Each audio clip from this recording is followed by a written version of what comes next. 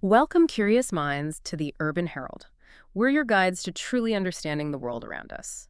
And today, we're taking a deep dive into a topic that nourishes us in, well, more ways than one: the fascinating universe of gastronomy on screen. That's right. And as part of the Urban Herald team, we've pulled together quite an array of insights for this deep dive. It's all drawn directly from our own publication, specifically our piece, Beyond the Plate, the Universe of Gastronomy on Screen. So, our mission for you today is to really unpack how food on screen has evolved. I mean, it started with basic cooking demos, right?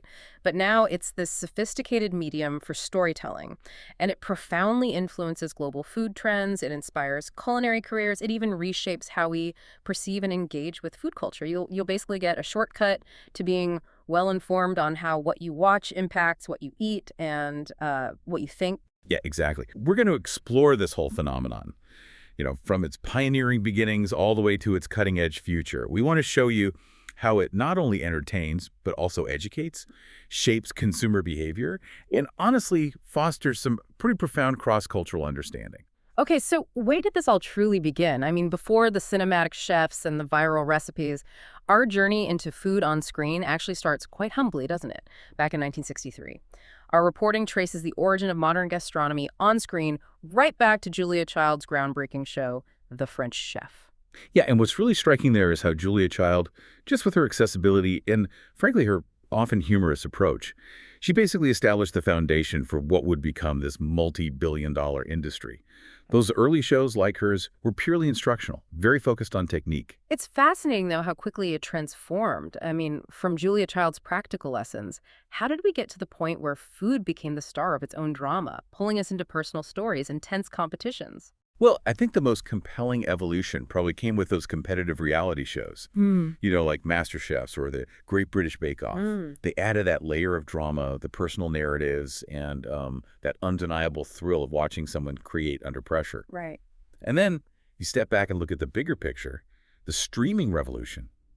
That was huge, especially Netflix getting into the game. David Gelb's Chef's Table back in 2015. It just redefined visual food content. It had this almost spiritual, cinematic approach, right? Using slow motion, that ethereal lighting, flip glass-inspired soundtracks. The Giro filter? Exactly. Yeah. That created what's now known as the Giro filter, that term for that really highly stylized, almost reverent visual treatment of food and chefs. The extreme close-ups, dramatic, often ethereal lighting. It's influenced almost every food documentary since. That Giro filter definitely set a new standard, and it leads us directly into what we can really call the documentary renaissance for food. Our sources point to Jiro Dreams of Sushi from 2011 as being a real game changer here. It makes you wonder, doesn't it? How did a documentary about an 85-year-old sushi chef just fundamentally alter perceptions of culinary craftsmanship, and even what a food documentary could be? Its success proved these films could explore culture, philosophy, the whole human experience, really, way beyond just cooking techniques. It made a profound statement about dedication, about artistry. And Chef's Table kind of took that ball and ran with it, didn't it? Presenting each chef as both an artist and a philosopher, really emphasizing that visual storytelling, creating what's often called food porn, those visually opulent, almost sensual depictions of food, designed to evoke desire and admiration through those language shots and ethereal presentations. hmm And similarly, street food takes a different, but I think equally powerful approach. It celebrates vendors who are often overlooked, right? Focusing on these deeply personal stories that humanize food culture. And it really showcases that intrinsic connection to identity, to memory, community. It's a powerful mix of like economic necessity and cultural preservation, especially resonant in developing nations. And it's not just the cultural stories these shows tell that resonate. They have a very real, very tangible impact on us, the viewers, right here in our kitchens, even our shopping carts. Our sources point to some fascinating research showing, for instance, that 57% of American viewers report food purchases directly inspired by cooking shows. That's huge. And 36% invest in kitchen gadgets after watching culinary content. Hmm. It shows these shows aren't just entertainment, they're direct influencers. But food isn't just for documentaries or reality competitions, right? It's also a really powerful narrative tool in fiction. Just think about the 2007 Pixar film Ratatouille. Oh, yeah. What stands out there is how Ratatouille brilliantly used food to explore these complex themes: creativity, prejudice. And that central message, anyone can cook, it resonated globally. It genuinely sparked a real increase in interest in professional cooking careers. Then you've got something like The Bear, which premiered in 2022. That series offers a much more authentic, almost raw portrayal of kitchen culture. It really dives into the psychological pressures, the mental health challenges within the hospitality industry. It almost makes you question if you really want to be a chef after all, or maybe just enjoy the beautifully plated version from your couch. All right. And on the flip side, you had the 2014 film Chef Hmm. that offered a much more optimistic, almost joyous take, celebrating simple, authentic cooking. And it actually inspired real-world food truck entrepreneurship that really shows the incredible range of food's narrative power in film. And more recently, The Menu from 2022. That offered a dark, really sharp, satirical critique of fine dining, highlighting the excesses and the commodification of culinary artistry in a very provocative way. And, you know, if we connect this to the broader landscape of storytelling, even historical dramas, think about Downton Abbey. Hmm. They cleverly use food to subtly illustrate class distinctions, social rituals. It shows its integral role in social hierarchy, those unspoken rules of society. You absolutely cannot have this discussion without talking about Anthony Bourdain. He truly revolutionized the travel food genre with shows like No Reservations and Parts Unknown. Well, completely. Bourdain's approach was fundamentally different, wasn't it? He wasn't really about culinary tourism. It was about using meals as, like, entry points into deeper cultural conversations, politics, history, social issues. He prioritized cultural understanding above everything else. Mhm. His philosophy was famously more B-roll, less me, deliberately letting local voices take precedence. And that proved particularly powerful when he was covering regions often misrepresented in Western media, places like Lebanon, Vietnam, Iran. His work was recognized with, 12 Emmy Awards, a Peabody Award. He even received the Voices of Courage and Conscience Media Award from the Muslim Public Affairs Council. That really underscores the deep impact he had. Yeah, his legacy continues to profoundly influence contemporary food media. He inspired a whole generation of creators to approach culinary content with greater cultural sensitivity, with more authentic storytelling. He truly shifted the paradigm. Now, what's truly captivating for modern audiences, and arguably where things have just gone into overdrive, is social media. Platforms like TikTok, they've fundamentally altered the landscape, democratizing content creation, making trends spread just so much faster than ever before. The reach is absolutely staggering. Recent data reveals that viral recipes in 2024 collectively amassed nearly 4.5 billion views. That's a level of engagement that was just unheard of a few years ago. Yeah, think about Tenghulu, right? The Chinese candied fruit snack. That gained 1.2 billion views on TikTok alone.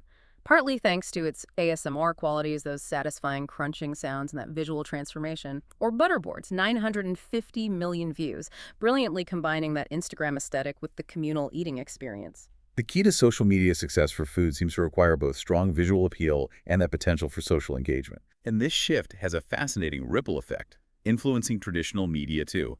Streaming platforms, they now actively consider social media potential when they're developing food programming.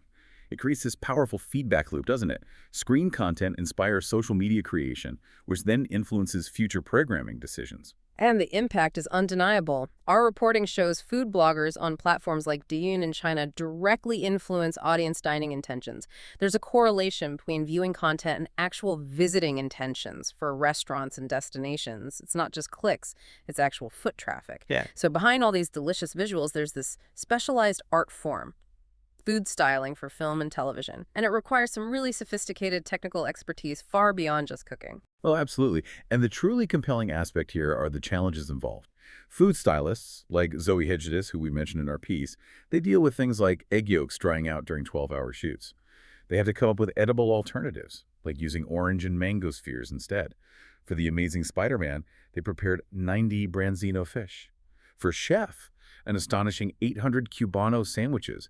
It's a massive logistical and creative feat. Wow. And the visual standards set by productions like Chef's Table, using macro lenses, high-speed cameras, sophisticated lighting, it's created a completely new aesthetic language, hasn't it? It influences everything from high-end restaurant photography right down to your average Instagram food post. Yeah, and this brings up a really important question about the future. Contemporary food styling is also starting to incorporate multisensory technology, which suggests that future food media might engage audiences through multiple sensory channels simultaneously, going beyond just sight and sound. Imagine that. That's fascinating. And the influence of gastronomy on screen, it really extends far beyond mere entertainment. It's profoundly reshaping global food culture, restaurant practices, even culinary education itself. Definitely. The MasterChef effect, for Yeah. example. It didn't just teach people about techniques like sous vide a day, Hmm. cooking food in that precisely temperature-controlled water bath or molecular gastronomy, using science to transform ingredients. It sort of reframed home cooking, didn't it? Yeah. From maybe a chore to a creative pursuit. It ignited this competitive spirit, even in our own kitchens. It's less about the technique itself and more about aspiration, proving that dramatic storytelling can turn a simple meal into a personal triumph. This genuinely contributed to that elevation of home cooking standards people talk about. And the economic impact is equally significant. You mentioned the global influence of Jiro Dreams of Sushi, making high-end sushi restaurants incredibly hard to book. And our sources show restaurants featured on shows like Kitchen Revolutions in Poland reported nearly 75% of viewers choosing dining establishments based on TV recommendations. That's a huge shift in consumer behavior driven by the screen. Right. And in the grander scheme, food media has also powerfully influenced agricultural and sustainability practices. Documentaries focusing on farm-to-table cooking, sustainable sourcing, they've dramatically increased consumer awareness of environmental issues in food production. And that contributes to broader conversations about food system reform and, ethical eating. So why are we so drawn to food on screen? What is it about these images that just captivates us? It seems to tap into some fundamental human psychology, right? Combining sensory pleasure with cultural curiosity, maybe aspirational desire. Yeah, I think it really comes down to what researchers call anticipated pleasure of consumption. It's that intense craving and satisfaction you feel just by looking at delicious food, even before you've taken a single bite. And studies clearly demonstrate that implied motion in food imagery like melting cheese or rising steam significantly enhances perceived tastiness and viewer engagement. That explains all the slow-motion food prep. That makes sense. And food media also serves a crucial escapist function, doesn't it? Especially during the COVID-19 pandemic. Travel and food shows offered immense comfort, vital virtual cultural experiences when physical travel was restricted for so many people. Absolutely. And the social media integration just amplifies these psychological benefits. It adds these powerful participatory elements. You can recreate recipes, share your attempts online, connect with global communities. It transforms what was once passive consumption into truly active, shared participation. So looking ahead, the future seems to promise even more immersive experiences. Virtual reality, for instance, is already showing tremendous promise in culinary education, delivering higher engagement and apparently demonstrably improved learning outcomes. And artificial intelligence is quickly being adopted in production, generating visual concepts, predicting trends, even optimizing food presentation for maximum impact. These technologies really suggest an increasingly sophisticated and frankly stunning visual future for food media. Imagine interactive streaming platforms where you could make choices that influence the cooking processes or the cultural explorations, like a choose your own adventure cooking show. That would be incredible for engagement. We're actually already seeing immersive dining experiences directly inspired by film and television, like that Netflix Bites pop-up, where real-world food events are built around popular food shows. These developments clearly suggest the boundaries between food media and real-world dining will just continue to blur, making the whole experience more tangible. And the integration of augmented reality that could allow you to access additional information about ingredients, techniques, cultural contexts while you're watching the food programming. This could fundamentally transform educational food content, couldn't it? By providing layered information you can explore at your own pace right there on your screen. Wow, what an incredible journey we've taken through this universe of gastronomy on screen. From Julia Child's really pioneering work to today's sophisticated documentaries and those viral TikTok trends. Food media has profoundly reflected and shaped our collective relationship with culinary culture. It really has. And this isn't just entertainment. It's a truly powerful form of visual storytelling. It bridges cultural divides, inspires creativity, fosters understanding across diverse communities. I mean, the success of programs ranging from Chef's Table all the way to the Great British Bake Off proves that audiences crave authentic, meaningful content. Content that celebrates both culinary artistry and compelling human stories. And as technology advances and global connectivity deepens, gastronomy on screen will undoubtedly evolve even further, bringing us even closer, perhaps, to the cultures and cuisines we're exploring. The future promises an even richer tapestry of food media that continues to nourish our curiosity and inspire our creativity. Ultimately, I think the enduring appeal of food media lies in its fundamental truth. Food is never just about sustenance. The screen, in its unique ability to isolate and idealize food, has amplified what we always knew deep down. Food isn't just fuel, it's this silent language of memory, identity, shared experience. And now it's spoken globally through pixels and sound. In an increasingly fragmented world, gastronomy on screen serves as this universal language that brings us together. Around our most basic and profound shared experience, the simple, almost revolutionary act of sharing a meal, even if it's just virtually. We really hope you've enjoyed this deep dive from the Urban Herald team. Keep exploring, keep tasting, and keep connecting with the world around you, one bite and one screen at a time.